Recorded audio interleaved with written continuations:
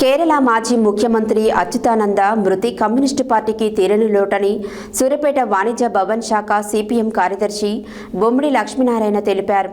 కేరళ మాజీ ముఖ్యమంత్రి అచ్యుతానంద వయోభారంతో మృతి చెందడంతో వాణిజ్య భవన్ సెంటర్ వద్ద గల సిపిఎం దిమ్మె వద్ద నివాళులర్పించారు. ఈ సందర్భంగా వారు మాట్లాడారు. కేరళ మాజీ ముఖ్యమంత్రి అచ్యుతానంద మృతి కమ్యూనిస్టు పార్టీకి తీరని లోటని సూర్యాపేట వాణిజ్య భవన్ శాఖ సిపిఎం కార్యదర్శి బొమ్మిడి లక్ష్మీనారాయణ తెలిపారు.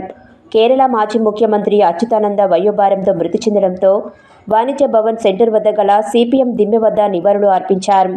ఈ సందర్భంగా వారు మాట్లాడుతూ అచ్యుతానంద కమ్యూనిస్టు పార్టీ వ్యవస్థాపక సభ్యులుగా 2011 నుండి 2016 వరకు కేరళ ముఖ్యమంత్రిగా మచ్చలేని నాయకుడిగా పనిచేశారని కొనియాడారు. అప్పటి కేంద్రంలో ఉన్న కాంగ్రెస్ ప్రభుత్వం సైతం అచ్యుతానంద సేవలను కొనియాడిందని తెలిపారు. ఆయన మరణం సిపిఎం పార్టీతో పాటు వామపక్ష పార్టీలకే కాకుండా భారతదేశానికి కూడా తీరని లోటని తెలిపారు. ఈ కార్యక్రమంలో పలువురు సిపిఎం నాయకులు పాల్గొన్నారు.